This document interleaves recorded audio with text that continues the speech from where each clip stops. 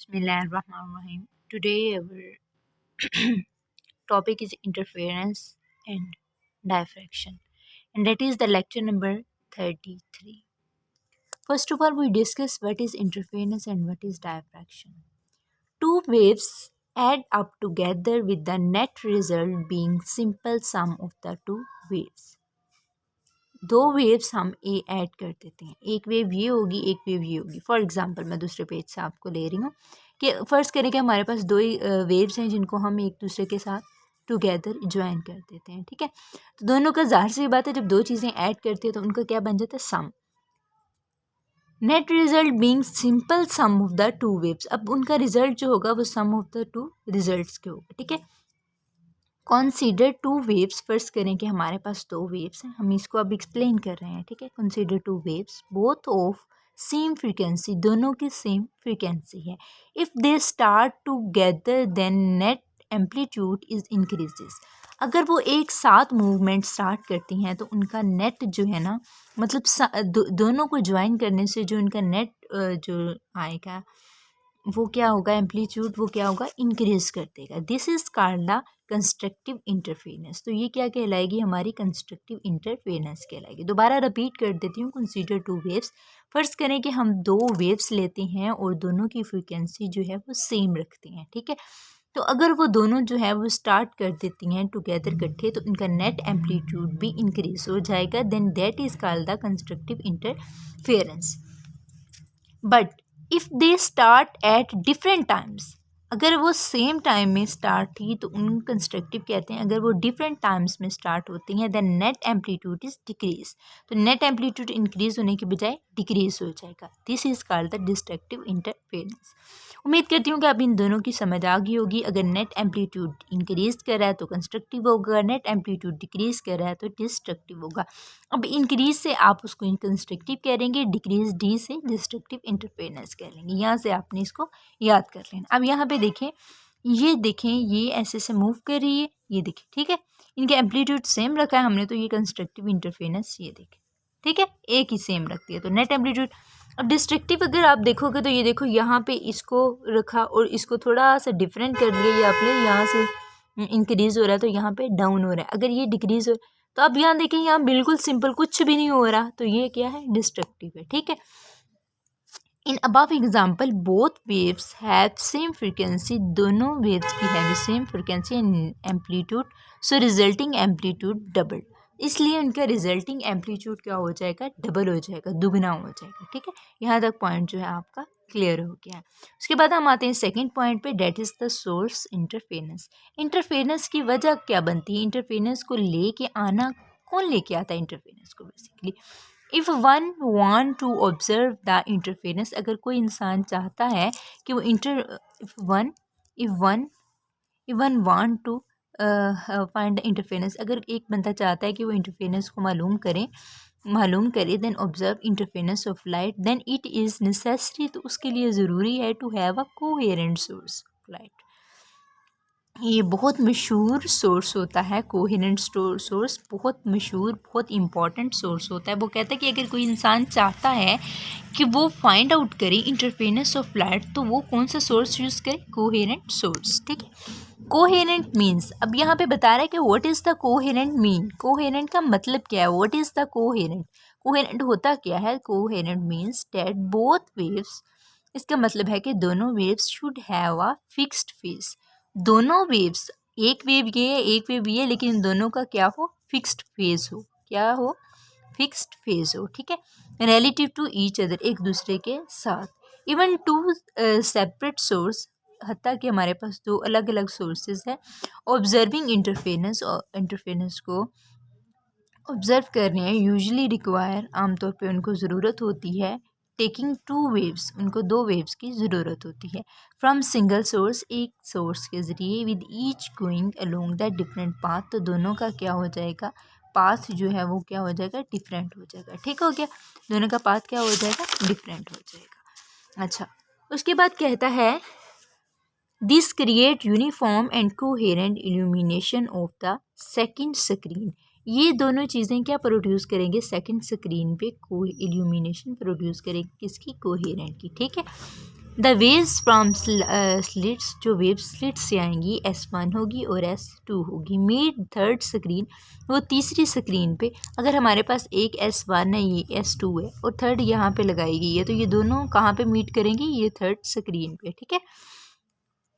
Creates pattern of the alternating light and dark fringes. अभी alternating light और dark fringes को pattern को create करेगी, वजह बनेगी, ठीक है। उसके बाद तीसरे पॉइंट पे आता है, that is the bright fringes. अब ब्राइट फ्रिंजेस क्या होता है? Wherever there is bright fringes, जहाँ भी हमारी ब्राइट फ्रिंजेस मौजूद होंगी, कंस्ट्रक्टिव इंटरफेरेंस हैज़ अकर्ड। तो हमारी इंटरफेरेंस कौन सी होगी? कंस्ट्रक्टिव। वो कहता है जहाँ पे ब्राइट फ्रिंजेस होंगी वहाँ कंस्ट्रक्टिव इंटरफेरेंस ऑब्वियसली मौजूद होगी, ठीक है। And wherever there dark fringes, जहाँ पे, अभी यहाँ पे पहले क्या था? ब्राइट फ्रिंजेस है। कहता है अगर यहाँ पे जहाँ भी हमारी डार्क फ्रिंजेस होंगी, डिस्ट्रक्टिव इंटरफेरेंस हैज़ अकर्ड। तो हमारी इंटरफेरेंस क्या होगी? अगर ब्राइट थी तो कंस्ट्रक्टिव है, अगर डार्क है तो डिस्ट्रक्टिव है। ये नाम से आपने याद कर लेना। Has occurred. We shall now calculate where on the third screen of the interference is constructive. अब कहता है हमारा नेक्स्ट टास्क ये है कि हमने ये मालूम करना है कि हमारी थर्ड स्क्रीन पाई कहाँ जाती, मौजूद कहाँ होती है। Light reach this point from both S1 and S2। हमारी लाइट जो है S1 और S2 से पहुँच जाती है, but it will take different amount of time. लेकिन ये मुख्तलिफ अमाउंट, मतलब वक्त जो है वो डिफरेंट होगा टू गेट देयर, वहाँ पहुँचने के लिए। यू कैन सी, आप देख सकते हैं, डेट के light from one of the slit has travel an extra distance. वो कहता है कि जो लाइट हमारी एक सोर्स से आती है वो एक्स्ट्रा डिस्टेंस जो है वो कवर करती है, ठीक है। इक्वल टू, किसके इक्वल होती है? डी साइन थीटा की। And so extra amount of time D sine theta over C के। एक्स्ट्रा अमाउंट जो होती है D sine theta by C की होती है, ठीक है। टाइम 1 T2 एंड 3 T के अराउंड होगा, ठीक है। वो इंक्रीज होता जाएगा, तो टाइम में क्या हो जाएगा? 1/v हो जाएगा और c हमारा लेमडा v की है, ठीक है। तो डी साइन थीटा ओवर सी ऑलरेडी हमारे पास है, तो एन टी इसकी जगह पुट कर देंगे और n/v, ठीक है। v की t की जगह पे क्या देंगे? n, ये वाला v, ठीक है। डी साइन थीटा किसके हो गया? n लेमडा के इक्वल हो गया, ये वाली पुट कर ली, ठीक है। एन हमारे पास 1 2 3 है। What about destructive interference? Destructive interference में क्या होगा? T/2, 3T/2, 5T/2, ठीक है। उसके बाद 4 पॉइंट पे एग्जांपल्स लेते हैं, जिसमें 2 slits with a separation, 2 slits हैं जिनकी सेपरेशन 8.5 × 10⁻⁻5 मीटर है। क्रिएट्स एन इंटरफेरेंस, वो एक इंटरफेरेंस प्रोड्यूस करती है। Pattern on the screen 2.3 milli away, वो अगर अवे है 3 मिलीमीटर के। Then if n is 10, then क्या होगा हमारा? BF क्या होगा? Above centre is linear distance 12 centimetre. What is the wavelength of light? अब वहाँ पे कहता है कि हमें वेवलेंथ ऑफ द लाइट क्या है और एक्सपेरिमेंट कहाँ एग्जिस्ट करता है। आंसर क्या है जी? First calculate angle to 10th bright. हम सबसे पहले एंगल करेंगे 10th ब्राइट फ्रिंजेस का यूजिंग y। कौन सा formula? y is equal L tan theta. Solve the theta, हम सॉल्व कर देंगे थीटा को, ठीक है। देन आप देखेंगे थीटा हमारा किसके इक्वल होगा? tan इनवर्स y/L के इक्वल है। tan inverse 0.12 metre by 2.3 metre, तो हमारा 3.0 आ जाएगा, ठीक है। लैम्डा इज इक्वल है d/n के। Sine theta equal to 8.5 × 10⁻⁻5 sine theta 3.0, 4.4 × 10⁻⁻7 metre आ जाएगा और इसकी वैल्यू हो जाएगी 440 नैनोमीटर। अब यहाँ नैनोमीटर है इसलिए 10⁻⁻9 के, ठीक है। ये कैलकुलेट करेंगे तो ये हमारा आ जाएगा, ठीक हो गया। उसके बाद अब पॉइंट नंबर 5 पे आते हैं, that is the interference of 2 media. 2 media के दरमियान इंटरफेरेंस क्या होती है? When a wave reflect at the interference, जब हमारी कोई भी वेव जो है वो रिफ्लेक्ट होती है, मुड़ती है, अक्स देती है 2 वेव्स का ऑफ 2 मीडिया का, 2 मीडिया फेज का, विल नॉट चेंज। तो मीडिया फेज क्या होगा? वो चेंज नहीं होगा, ठीक है, ये चेंज नहीं होगा। इफ़ इट मूव लार्जर, अगर वो ज़्यादा मुड़ जाता है, रिफ्लेक्टिव इंडेक्स टू स्मॉलर, तो इसकी रिफ्लेक्टिव इंडेक्स क्या हो जाएगी? वो थोड़ी हो जाएगी, ठीक है। But smaller larger there will be half wavelength. लेकिन अगर वो कहते हैं ज़्यादा कम हो जाए ज़्यादा हो जाए तो लेकिन इनका वेवलेंथ क्या होगा, वो हाफ ही देगा, ठीक है। One can show this Maxwell equation and applying boundary condition. वो कहता है कि एक इंसान जो है वो इसको शो कर सकता है अगर वो मैक्सवेल बाउंड्री कंडीशन को अप्लाई करे, but this will require some more, लेकिन इसके लिए कुछ ज़्यादा ज़रूरत होगी, ठीक है। अब डायग्राम आप देख रहे हैं, यहाँ पे देखिए एक प्रिज्म लगा हुआ है, ये इसके डिस्टेंस है और ये फेस चेंज हो रहा है। अब यहाँ पे फेस चेंज ओवर है, ठीक है, और यहाँ पे 180 का फेस चेंज हो जाएगा, ठीक है। और यहाँ पे क्या है, n ग्रेटर देन है किसके, 1 के, ठीक है। ये आपने याद रखना है पॉइंट जी। उसके बाद हमारा पॉइंट आ जाता है इंटरफेरेंस का। Interference is why film give rise two colours. अब यहाँ पे ये कि जो हमारी फिल्म होती है, हमारी कोई भी चीज़ लगी हुई होती है, वो पहले आपने देखा था रंगीन टीवी और ब्लैक टीवी होते थे, तो रंगीन टीवी जो थे उनमें ये वाली चीज़ें नहीं थी ना, ब्राइट फ्रिंजेस, लेकिन फिर इंटरफेरेंस नहीं थी, और हम ब्लैक टीवी में ब्लैक अपनी सारे ड्रामेज और हर चीज़ ब्लैक नज़र आती थी, ठीक है। तो बाद में कलर टीवी आया तो उसमें कलर चीज़ें नज़र आई, तो ये इंटरफेरेंस की ही वजह से था। Interference is why film give rise two colours. मुख्तलिफ कलर्स क्यों देती है। और ड्रॉप ऑफ ऑयल, अगर हम थोड़ा सा कतरा ऑयल का फ्लोटिंग भेज देते हैं ऑन वाटर, पानी के ऊपर, आपने देखा है कभी कभी पानी के ऊपर छोटा सा कतरा अगर ऑयल का चला जाता है तो वो डिफरेंट कलर्स देता है, वो ये बेसिकली चीज़ होती है। तो oil fleeting of water speeds out until it is just a few micro thick, हत्ता कि छोटी छोटी माइक्रो की भी हो तो क्या होता है, ये नज़र आना शुरू हो जाता है, ठीक हो गया। I hope you will understand, ठीक है। It have thick and thin portion, इनका छोटे से भी हो सकते हैं ज़्यादा, जितने आपने कलर्स जो है ना वो चाह रहे हैं।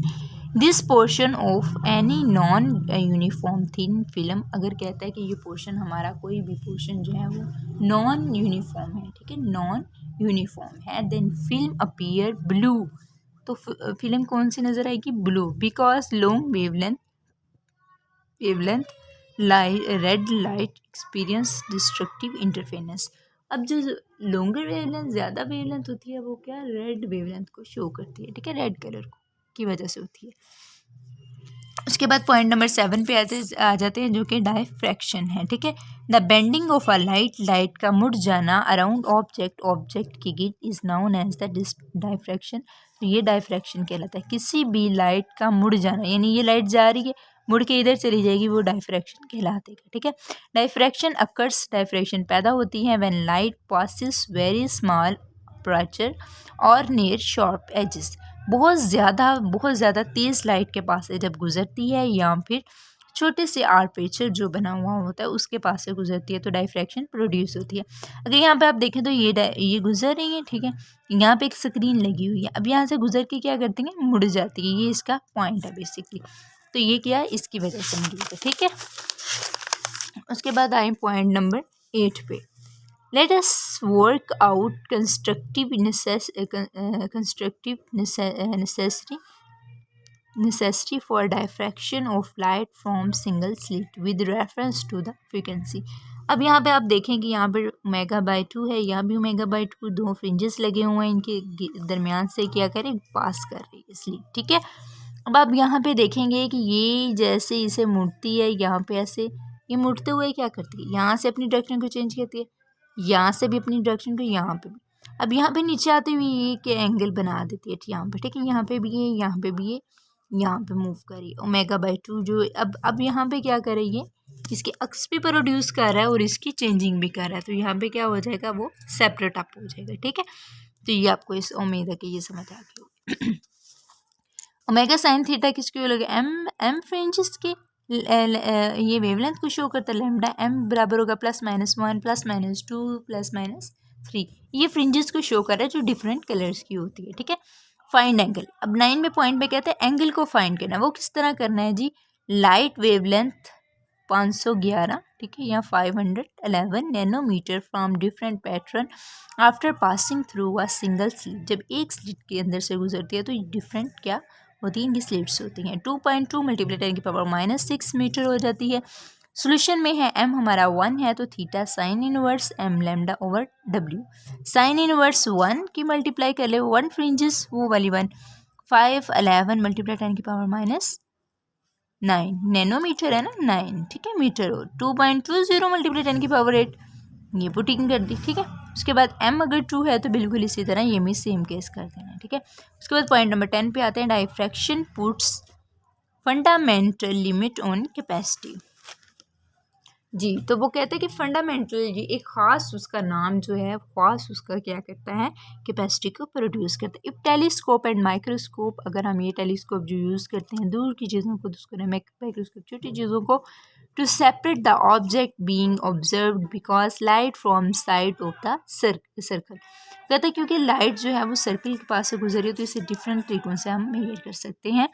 So theta minimum is equal 1.22 lambda over distance dk. Two objects can be merely resolved if the diffraction maximum of one object lies in diffraction minimum of the beyond object. मैं आपको यहाँ से समझाती हूँ अब ये कहाँ क्या होता है। ये देखें, ये डिफरेंस अब यहाँ पे ये छोटा नज़र आ रहा है, ये बड़ा, ये किसकी वजह से है जी, ये टेलीस्कोप और माइक्रोस्कोप की वजह से है। पहले ये छोटी छोटी नज़र आती, फिर बड़ी बड़ी बड़ी बड़ी करते हुए इतनी ज़्यादा नज़र आती है, किनकी वजह से, टू ऑब्जेक्ट्स, इनकी डायफ्रैक्शन बियॉन्ड द ऑब्जेक्ट की वजह से, ठीक है। यहाँ पे आपका जो लेक्चर है वो कंप्लीट हो जाता है। आपने यहाँ तक उम्मीद करती हूँ कि आपको समझ आ गई होगी, ठीक है। आपने अपना भी ख्याल रखना है और अपने प्यारों का भी ख्याल रखना है। मिलते हैं हम नेक्स्ट वीडियो के साथ। अल्लाह हाफिज़।